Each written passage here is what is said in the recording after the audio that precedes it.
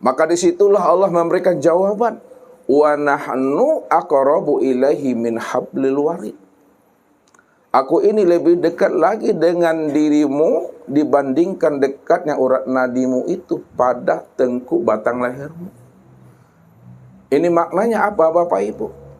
Jikalau urat nadi itu benar-benar menempel dia pada daging yang ada di tengkuk leher kita, maka kedekatan Allah itu lebih dekat lagi dengan diri Bapak Ibu ini dibandingkan dekatnya urat nadi yang telah menempel pada daging ini. Jikalaulah mata hitam dan mata putih ini dekat pada mata zahir kita, dekat pada penglihatan kita, maka Allah itu lebih dekat lagi dengan diri Bapak Ibu dibandingkan dekatnya mata hitam dan mata putih ini yang ada pada mata zahir. Jikalaulah rasa dan perasaan itu dekat pada ruhani kita, maka Allah itu lebih dekat lagi dengan diri Bapak Ibu dibandingkan dekatnya rasa dan perasaan itu pada ruhani kita. Jikalaulah hidup itu benar-benar dekat pada jiwa kita, maka Allah itu lebih dekat lagi dengan diri Bapak Ibu dibandingkan dekatnya hidup itu pada jiwa kita. Namun kenapa manusia tidak mampu memahami dan merasakan akan kedekatan Allah itu pada hidup ini, pada perasaan ini, pada penglihatan ini? Itu disebabkan salah satunya berkemungkinan hati dan rohaninya masih banyak sampah di dalamnya. Masih banyak hijab yang tertancap di dalamnya. Bila hati dan rohani kita ini masih tertancap dan tertanam hijab di dalamnya, masih banyak sampah beronggokan di dalamnya, maka selama itulah manusia tidak akan pernah mampu merasakan akan kedekatan dan kehadiran Allah itu pada dirinya.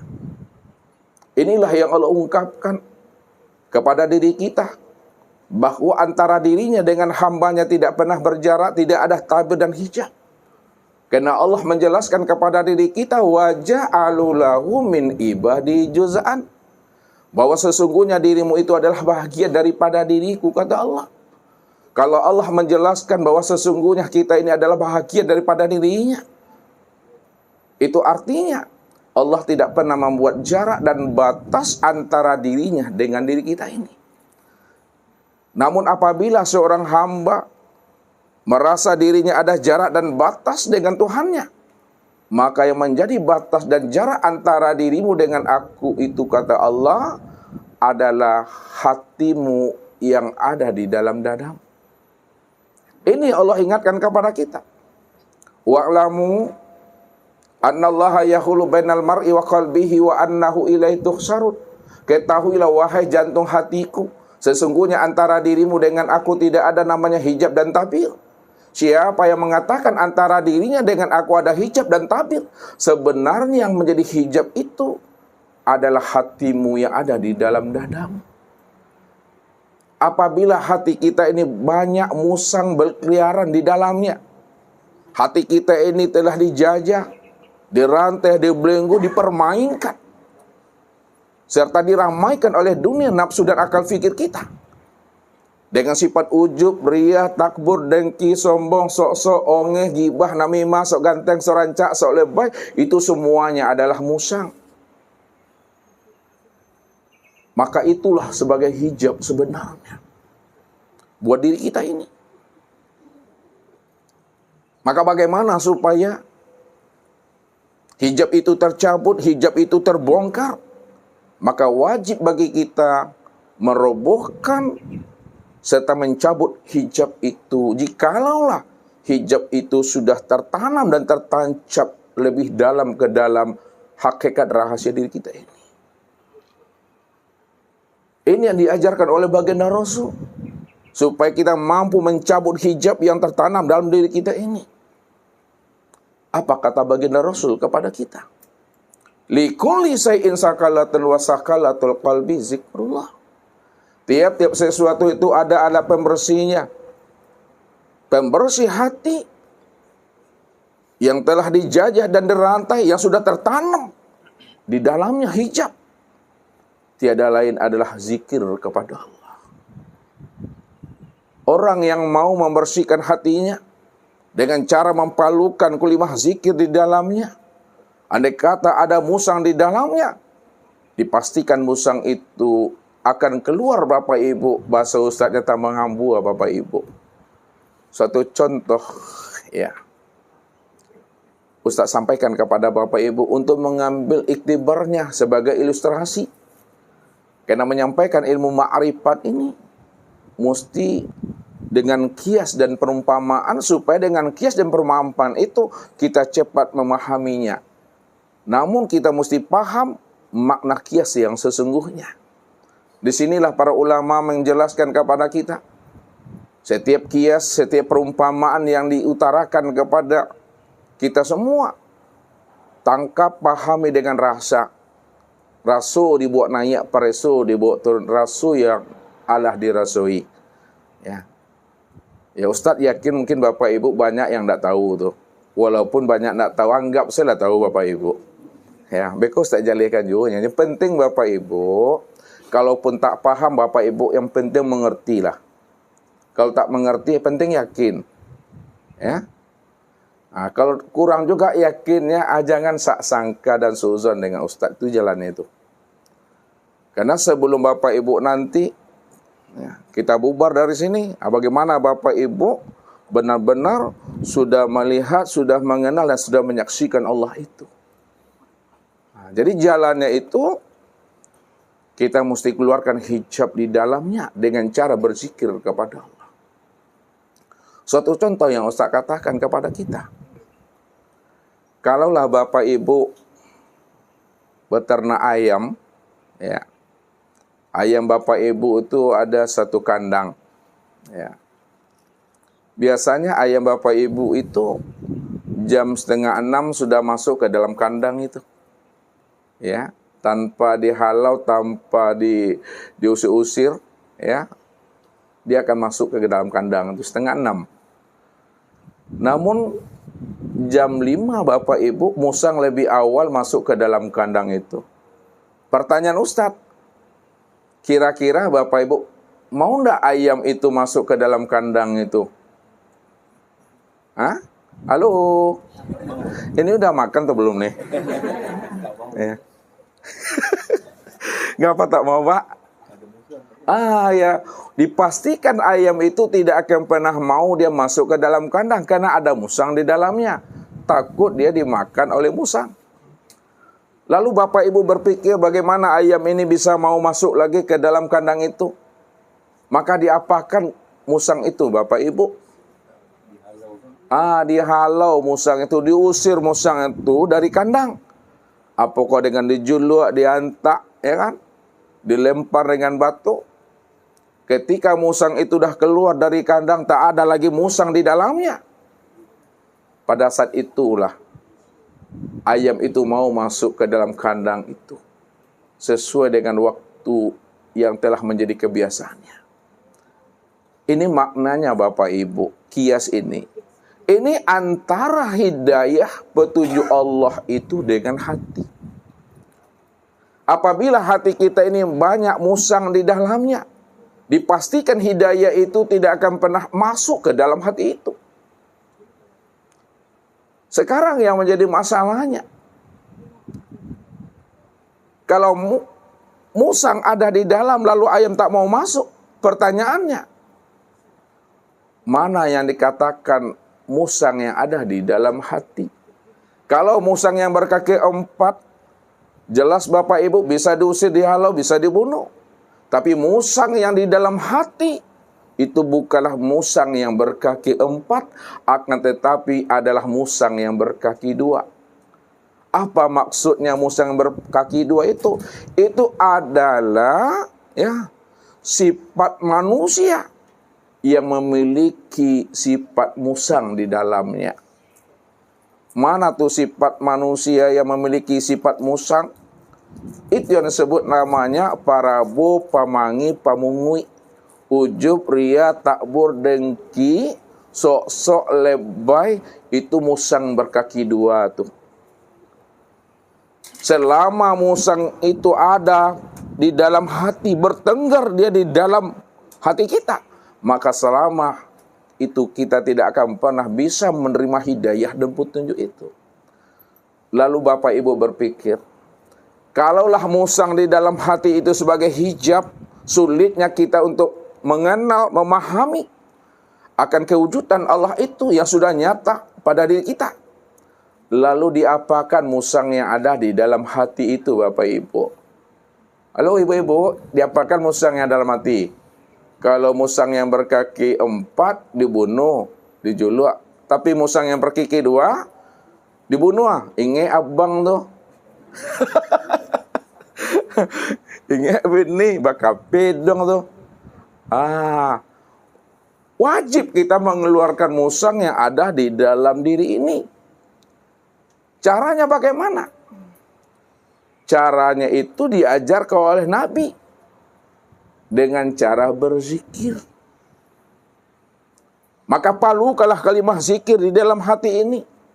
Subhanallah, alhamdulillah, Allahu akbar, la ilaha illallah, Allahu. Apabila musang itu ada di dalam hati, maka ketika itulah musang itu akan keluar dia. Pada saat musang itu tidak ada lagi dalam hati kita, sifat ujub, ria, takbur, dengki, sombong, sok-sok tak ada lagi tertanam dalam hati. Maka ketika itulah hati itu mampu menerima hidayah dan petunjuk. Ketika itulah hidayah dan petunjuk itu masuk ke dalam kolbu kita. Ini Allah katakan, wa may yu'min billahi yahdi qalbahu yahdillahu linurihi may yasha. Barang siapa yang hatinya telah jinak dan patuh kepada aku, kata Allah, hatinya telah hidup rasa rindu, hatinya telah hidup rasa bermahabbah, hatinya telah hidup rasa bermanja-manja, tidak ada lagi musang di dalamnya. Yahdi qalbahu yahdillahu linurihi may yasha. Aku akan masukkan hidayah itu ke dalam dadanya. Apabila Allah telah memasukkan hidayah ke dalam dada kita, nur itu telah menembus kolbu kita, maka bukti hati itu telah mendapatkan hidayah dan petunjuk Allah. Hati ini senantiasa memerintahkan lisan ini kalau bicaranya yang baik. Hati apabila tidak ada lagi musang di dalamnya dan telah ada hidayah dan petunjuk, Allah masukkan ke dalam kalbu itu, maka hati ini selalu memerintahkan mata memandang kepada yang baik. Hati memerintahkan telinga dengar kepada yang baik. Hati memerintahkan akal berpikir yang baik. Hati memerintahkan tangan dan kaki meraih melangkah kepada yang baik. Itu tandanya hati telah mendapatkan hidayah dan petunjuk. Tandanya hati tidak ada lagi musang di dalamnya. Namun apabila hati ini masih ada musang di dalamnya, maka hati ini selalu memerintahkan mulut. Kalau mulut ini bicaranya tak baik, kalau bahasa ustaz Bapak Ibu lantang-lantuang saya itu mah, pokoknya kalau letak buka sumbek mencoro saya itu mah. Tak tentu rangka bangi yang ke ibu, Bapak Ibu. Yang tak tahu orang tu marah mau apa. Yang penting awak punya muncung. Itu ngomongnya ada bandrolnya tuh, lepas saja tuh dah. Ya. Hati, kalau masih ada musang di dalamnya, dia akan menyuruh akal ini berpikir yang tidak baik. Dia akan menyuruh tangan dan kaki ini meraih melangkah kepada yang tidak baik. Itu tanda masih ada musang di dalamnya. Maka ini yang selalu kita bersihkan hati kita daripada musang itu dengan cara berzikir kepada Allah. Maka bagaimana Bapak Ibu kita semua ini mampu mengingat Allah itu 24 jam. Qiyaman wa qu'udan wa ala junubihim. Baik kita dalam keadaan berdiri, dalam keadaan duduk, dalam keadaan berbaring. Di mana kita tetap selalu bermi'raj kepada Allah.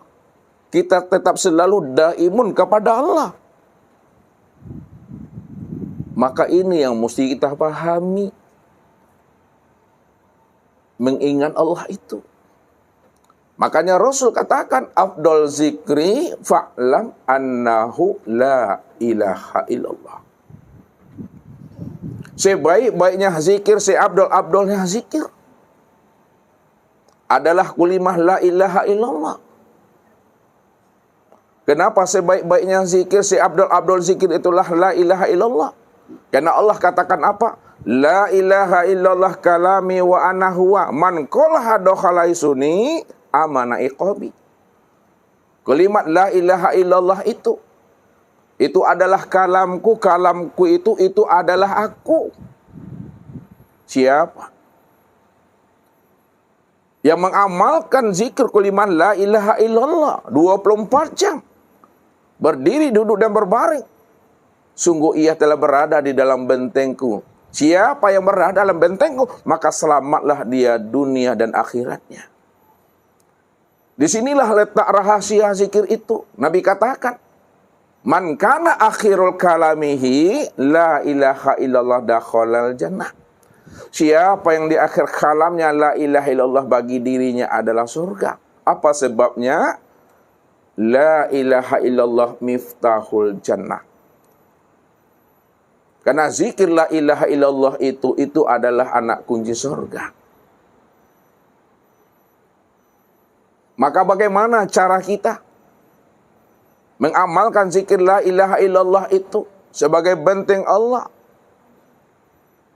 sebagai anak kunci surga, supaya kita tetap berkekalan dan diimun kepada Allah? Maka wajib kita ini mengamalkan zikir la ilaha illallah itu 24 jam. Mengamalkan zikir la ilaha illallah 24 jam, Bapak Ibu. Amalkan zikir la ilaha illallah itu dalam bentuk zikir syariat. Amalkan zikir la ilaha illallah itu dalam bentuk zikir tarikat. Amalkan zikir la ilaha illallah itu dalam bentuk zikir hakikat. Amalkan zikir la ilaha illallah itu dalam bentuk zikir ma'rifat. Bagaimana cara mengamalkan zikir la ilaha illallah itu dalam bentuk zikir syariat? Mengamalkan zikir la ilaha illallah itu, Bapak Ibu, dalam bentuk zikir syariat, ini disebut namanya zikir tubuh. Zikir tubuh itu yang disebut namanya zikir nafi isbat. La ilaha itu nafi, illallah itu isbat. Kalaulah zikir la ilaha illallah itu ada nafi dan ada isbatnya. Isbat itu menetapkan, nafi itu mentiadakan. Pertanyaannya, kalaulah isbat itu menetapkan, nafi itu mentiadakan, yang menjadi pertanyaannya, mana yang kita nafikan dan mana yang kita isbatkan pada diri? La ilaha itu nafi. Mana yang kita nafikan pada diri? Yang kita nafikan itu pada diri adalah tubuh dan ruh. Tubuh atau nyawa. Apa maknanya menafikan tubuh dan nyawa itu? La ilaha. Tidak ada yang wujud, tidak ada yang nyata pada tubuhku. Kulit, daging, urat, tulang, limpa, hati, jantung, rabu, empedu, buah punggung, ruh dan sirku. Illallah. Isbatkan. Melainkan hanya Allah lah yang wujud dan yang nyata pada tubuhku, kulit, daging, urat, tulang, limpa, hati, jantung, rabu, empedu, buah punggung, ruh dan sirku. Hanya Allah semata-mata. Begitulah kita mengisbatkan selalu. Kalau kita sudah mengisbatkan selalu, tidak ada tubuhku, tidak ada nyawaku, yang ada hanya Allah semata-mata. Yang wujud pada tubuh, yang wujud pada ruh. Maka pakaikanlah ini ketika Bapak Ibu berdiri. Pakaikanlah ini ketika Bapak Ibu duduk. Pakaikanlah ini ketika Bapak Ibu itu berbaring. Dalam 24 jam. Sehingga tidak ada lagi yang terpandang, tidak ada lagi yang tertilik pada alam dan pada diri. melainkan yang tertilik itu hanya Allah. Allah semata-mata pada alam dan sempurna pada diri. Begitulah kita mengesahkan Allah itu di dalam zatnya, mengesahkan Allah itu di dalam sifatnya, mengesahkan Allah itu di dalam asmanya, dan mengesahkan Allah itu di dalam af'alnya. Pada kuliman la ilaha illallah. Mengesahkan Allah itu pada af'alnya, itu nampak pada tubuh ini. Apa maksudnya mengesahkan Allah itu di dalam af'alnya, nyata pada tubuh? Itu maknanya tidak ada sebesar zarah perbuatan makhluk atau hamba di muka bumi ini, melainkan semata-mata itu nyatanya fi'il perbuatan Allah itu. Wallahu khalaqakum wa ma ta'malun kul kullu min indillah ma indakum yanfadu wa ma indallahi baqi. Allah yang menciptakan dirimu, lalu Allah pula yang memperbuat apa yang kamu lakukan. Tiap-tiap segala sesuatu yang kamu lakukan, memandang dan mendengar, itu semuanya nyatanya akan perbuatan aku, kata Allah. Ma indakum yanfadu wa ma indallahi baqi. Apa yang ada pada dirimu itu tidak ada. Itu hanyalah bayangan saja yang tidak mampu memberikan bekas. Tapi apa yang ada pada dirimu itu sebenarnya itu nyatanya akan diri aku, kata Allah. Itu mengesahkannya di dalam fi'il. Mengesahkan asma Allah itu nyata terlihat pada kalbu kita. Bahwa kalbu kita ini mampu memandang dan menilik. Tidak ada satu nama pun yang ada pada alam, pada wujud yang berbeda, rupa yang lain, melainkan yang terpandang dalam pandang hati itu hanyalah Allah semata-mata.